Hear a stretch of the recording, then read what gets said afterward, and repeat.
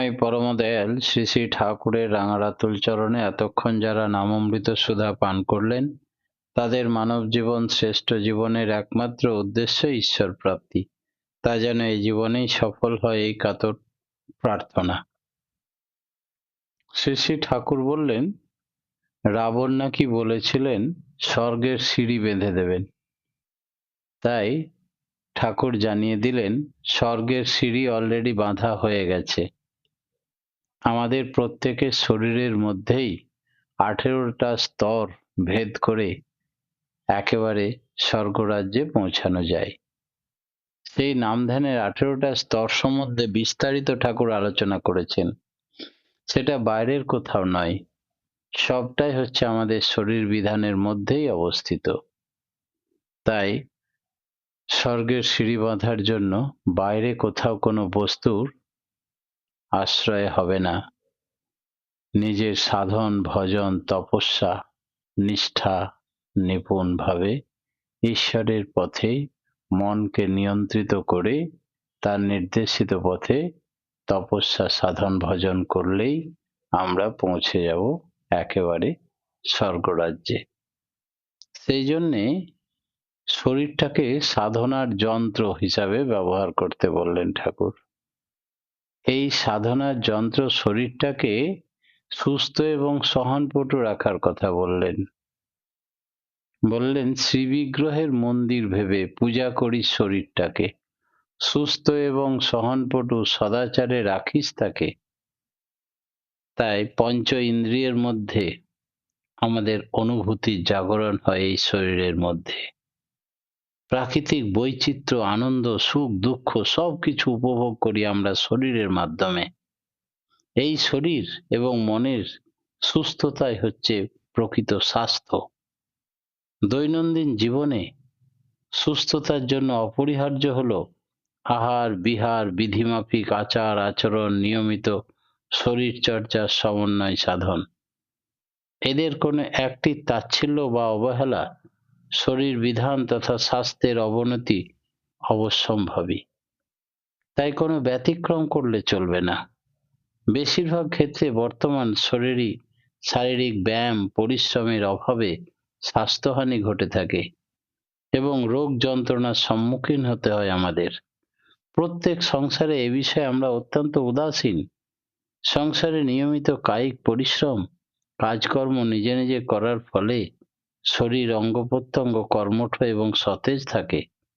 বহু রোগবালাইয়ের হাত থেকে রক্ষা পায়।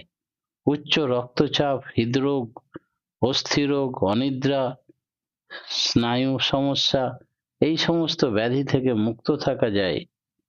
অথচ এইসবের অবহেলার কারণে কষ্টকেই আমরা বরণ করে নিচ্ছি, তবুও পরিশ্রম করতে নারাজ। অন্যদিকে আবার রোগ জীবাণু আমাদের সুস্থতার প্রতিবন্ধকতার সৃষ্টি করে। আর কিভাবে সচেতন থেকে স্বাস্থ্যবান থাকা যায় সে বিষয়ে ঠাকুর মূল্যবান কিছু বাণী এবং তার ভাবাদর্শ তুলে ধরলেন আমাদের সম্মুখে।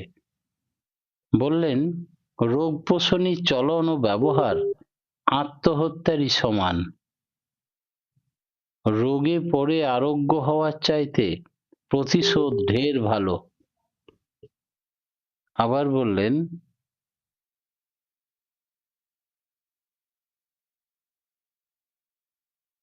আনন্দ যেখানে একনিষ্ঠ উদ্ভাসিত, অস্তিত্ব সেখানে সুন্দর। চিকিৎসক কুচিকিৎসিত হওয়ার চেয়ে অচিকিৎসিত থাকা বহুলাংশে ভালো। কারণ প্রকৃতির সাহায্যে পাওয়া যায় আরোগ্য হতে। কুচিকিৎসা বিপন্ন করে তোলে। স্বাস্থ্য ও সদাচার গ্রন্থে ঠাকুর কথা বলছেন। অভ্যাস করো তাই খেতে যা খেলে খাওয়ার প্রয়োজনের শাশ্বত অপলাপ না ঘটে। আবার বলছেন, সুকেন্দ্রিক ও সুসংস্কৃত জনন, শ্রেয়নিষ্ঠ সৎ সন্দীপী কর্মঠ জীবন, সত্তা সংরক্ষণী সদাচার পালন, অবৈধ উত্তেজনাবিহীন পোষণ, পাচ্য পান ও ভোজন, ভিজা পায়ে আহার্য গ্রহণ, শুকনো পায়ে নিদ্রা গমন, সত্তানুপোষণী বৈশিষ্ট্যপালী বৈধি বিশুদ্ধ জৈন সংস্রব, বাহ্যিক ও মানসিক ব্যভিচার ও ব্যতিক্রম হতে আত্মরক্ষণ, এই সবগুলি সমন্বয় দীর্ঘায়ু পালি। খাও, কিন্তু ক্ষুধাকে অবসন্ন করে নয়। স্নান করো, স্বাস্থ্য ও শরীর যেমনতর চায়। কথা কও, কিন্তু বাজে বাচাল প্যাঁচাল পাড়া পেরো না। বাস্তবতার ধার ধরে সুযুক্ত সঙ্গতিশীল তাৎপর্যে পায়খানাও যাও, তোমার সুস্থি ও স্বস্তির যাতে সমতা রক্ষা করে এমনতর ভাবে। শ্বাস প্রশ্বাস নাও, কিন্তু বিধানের জীবনীয় বৈধি সমস্যার প্রস্রাব করো, অযথা বেগকে ধারণ না করে বা প্রস্রাবের মানসিক সন্দীপনাকে অযথা না বৃদ্ধি করে। প্রত্যেকটাই ন্যাচারাল কল মনে করে যথাসময়ে সুষ্ঠুভাবে করতে বলছেন। তিনি বলছেন, আমার মনে হয় মস্তিষ্ক ও স্নায়ুকে সারাপ্রবণ এবং ধারণক্ষম রাখতে হলে, তৎপর সক্রিয়তায় স্বস্থ থাকতে হলে, মাংসপেশিকে পাতলা পোষণ পুষ্টি দিতে, স্বস্থ রাখতে হলে চাল, ডাল, যব, দুধ, সতেজ সামগ্রী, বিশেষত ঘি, তেল, অন্যান্য প্রকার খাদ্যপ্রাণ, জৈব লবণ, সমন্বিত ফল, সবজি ইত্যাদি সুন্দর খাদ্য, এগুলোই সুষম খাদ্য। উপযুক্ত পরিশ্রম সহ সহজপাচ্য পুষ্টিপ্রদ এই খাদ্যগুলি সাত্ত্বিক সম্পদেই যথেষ্ট। আমিষ আহার হতে যথাসম্ভব দূরে থেকো, যা তোমার জীবনের পক্ষে বিষ, উদগীরণী এবং আয়ু অল্পায়ু করে দেয়। অমধাতু মানেই হচ্ছে রোগ। আমিষ খেলে রোগের সৃষ্টি হয়, তাই নিরামিষ খাদ্যই শ্রেয়। তাই নিরামিষ খাদ্যই তোমার আহার্য হোক, তোমাদের জীবনী শক্তি সমৃদ্ধ হয়ে উঠুক। সুষ্ঠু সন্দীপনায় নিয়মিত নিরামিষ আহার্য তোমাদের শরীর ও স্বস্তি লাভ করুক। সুস্থি সন্দীপনায় সদাচরণ যা সত্তাকে সন্দীপ্ত করে তোলে, সাত্ত্বিক সন্দীপী যা, তা যেখানে যার যেমন প্রয়োজন তাই সমীচীন। মাছ, মাংস, মদ্য এগুলো কুখাদ্য। যাদের সাধারণ কুখাদ্য বলা হয়, ওগুলি ঔষধের প্রয়োজন হতে পারে, নয়তো ভেবে চিনতে বুঝে চলো। স্বাস্থ্য সদাচার গ্রন্থে ঠাকুর আরো বলছেন, মাছ মাংস খাসনে আর, পেঁয়াজ রসুন মাদক ছাড়। আমিষে বিধান উত্তেজিত, অযথা হয় জর্জরিত। মনটা দুষ্ট হলেই জানিস ব্যাধি রোগের আথাল হয়, ওইটাকে তুই এড়িয়ে চলিস, করবি ব্যাধি জয়। পরিশেষে সুস্বাস্থ্য রক্ষার চরক সংহিতায় কতকগুলি শ্লোক আছে। যেমন চরক সংহিতা বলছে, দিনান্তে চ বিপেদ দুগ্ধং, নিশান্তে চ পিবেত পয়ঃ, ভোজনান্তে পিবেত্র তৎক্রং, কিং বৈদস্য প্রয়োজনম। দিবসের শেষে যে দুগ্ধ পান করে, রাত্রির অবসানে জল পান করে, মধ্যাহ্ন আহারান্তে তরল ঘোল পান করে, নিয়মিত এই বিধি মেনে চলে, সেখানে বৈদ্য বা চিকিৎসকের কি প্রয়োজন? ব্যবহার কেমন হতে হবে? একজন ব্যক্তি অপরের সঙ্গে যেভাবে সম্পর্ক স্থাপন করে, তাই তার ব্যবহার। পরস্পর কথাবার্তা, ভাবভঙ্গি, বিনিময়, আলাপ আলোচনা, আদান প্রদান কেমন হবে ইত্যাদি ফুটে উঠবে তার ব্যবহারের মাধ্যমে। ধর্ম যদি না ফুটলো রে আচরণের প্রতি কর্মে, পৃথক করে রাখলি তারে কি হবে তেমন ধর্মে। সুমিষ্ট বাক্য শ্রবণে অপ্রিয় ব্যক্তি আনন্দ অনুভব করে। কেউ চায় না তাকে তীরবিদ্ধ করার মতো কেউ বাক্যবাণ ছাড়ুক। আবার প্রিয়জন কর্কশ ব্যবহারে দূরে সরে যায়। ব্যবহারের দ্বারা অসম্ভবকে সম্ভব করা যায়, যে কোনো মানুষের মন জয় করা যায়। এই জন্য ধৈর্য এবং সহ্য গুণ থাকতে হবে। পরিবেশে, সমাজে সর্বত্র ব্যবহারের প্রভাব লক্ষণীয়। পরিবারের সদস্যবৃন্দের মধ্যে, স্কুল, কলেজ, বাজার, হাসপাতাল, ডাক্তারখানা, অফিস, আদালত, খারাপ ব্যবহারের সহস্র দৃষ্টান্ত মনকে আমাদের ব্যথিত করে। অথচ এর মধ্যে কথায় যদি মিষ্টতা থাকে, সহনশীলতার মিশ্রণে তার দৃষ্টান্ত হতে পারে মধুময়। মধুর ব্যবহার শান্তির পরিবেশ, আনন্দের পরিবেশ অনায়াসেই সৃষ্টি করতে পারে। আমাদের কথাবার্তা, আচার ব্যবহার, শ্রী শ্রী ঠাকুর বলছেন তাঁর ভাবাদর্শে ও বাণী সংক্ষেপে তিনি বলছেন, মুখ মিষ্টি অসৎ ব্যবহার শয়তানেরই অবতার। মান না নিয়ে মান পেতে চায়, অপমানই তার পিছনে ধায়। কথা তোমার মিষ্টি করো, সার্থক দীপ্ত সুতে জাল। যুক্তিসিদ্ধ সন্দীপনায় সব হৃদয়ই হোক উতাল। কথা কইবি গুড়ের মতো লেপ্টে রবে গায়, শক্ত কথাও সত্য হলেও উল্টো পানে দায়। প্রীতি রেখো সবার সাথে, ভাবির সাথে ভাব রেখে, হাতে কলমে করে বুঝে জ্ঞানে তুমি সব দেখো। সইতে তুমি না পারো যদি অন্যের কটু ব্যবহার, কেমন করে সইবে তারা তোমার তিক্ত অত্যাচার। পরণ পরিচ্ছদ করবি এমন সঙ্গতিশীল সৃষ্ট, চোখে চোখে সবারই লাগে তৃপ্তপ্রদ মিষ্ট।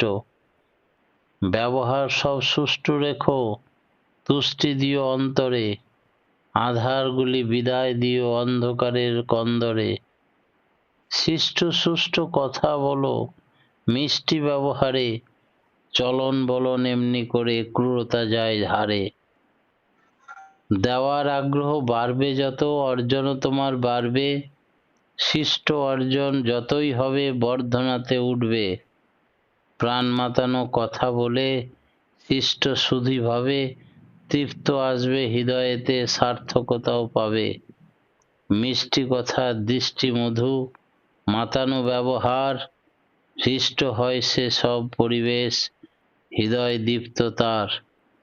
চাহনি তোমার মিষ্টি করো কথা, চলন তোমার মিষ্টি করে ঘোচাও মনের ব্যথা।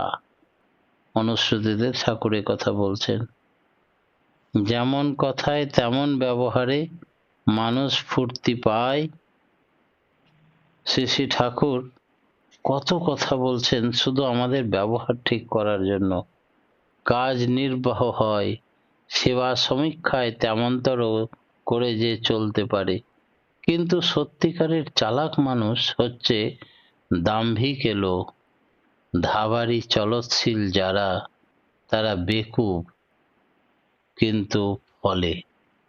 কথা কইতে শেষ কথায় কি কথা কেমন করে বলতে হবে, উদ্বুদ্ধ হয়ে ওঠে সে, উদ্যমী হয়ে ওঠে যে, অকপট হয়ে ওঠে সে, হৃদয় খুলে দেয়, হৃদয় পেয়ে কৃতার্থ হয়ে ওঠে দরদি সৎ আশ্বাসে।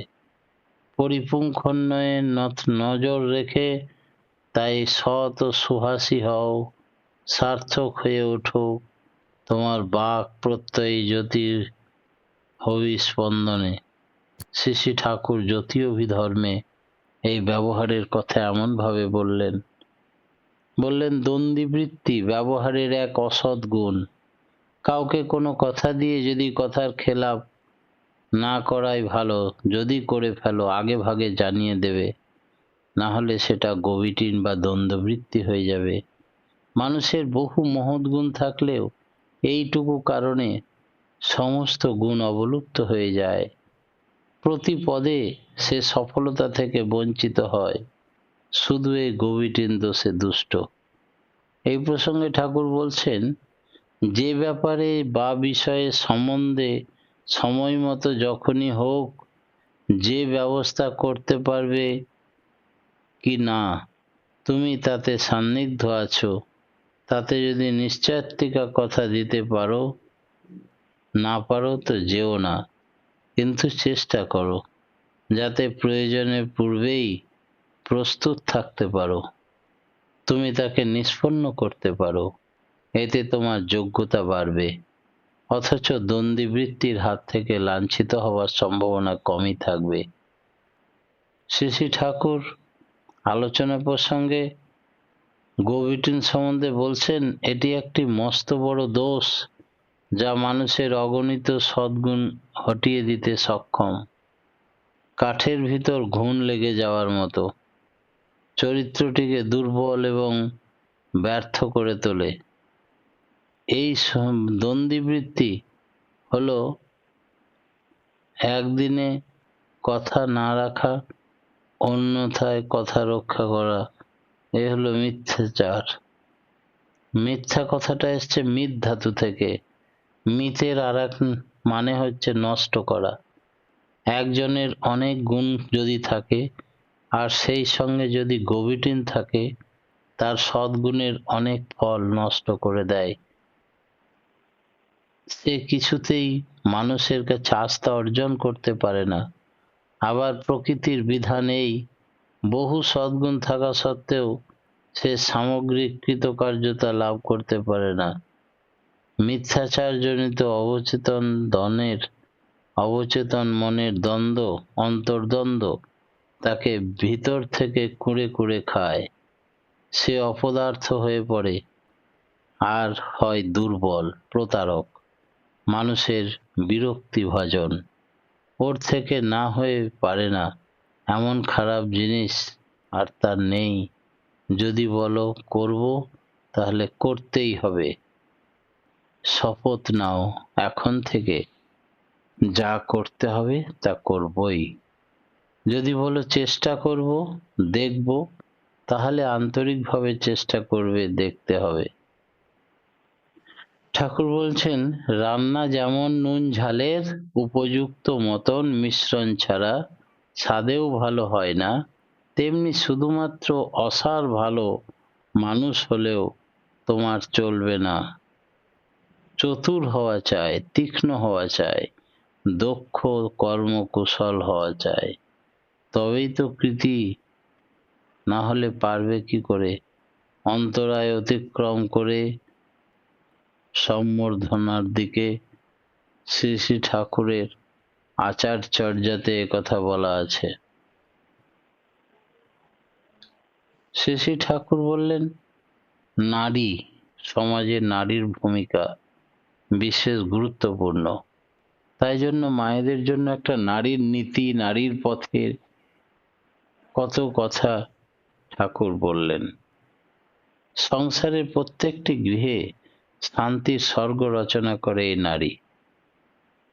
প্রবাদ বাক্য আছে, সংসার সুখের হয় রমণীর গুণে। নারী একাধারে বিভিন্ন পর্যায়ে বিভিন্ন রূপ ধারণ করে সংসারকে সুষমমণ্ডিত করে তোলে, মঙ্গল ও কল্যাণ দায়িনী করে তোলে। বিয়ের ফলে বলে স্ত্রী ভাগ্যে ধন।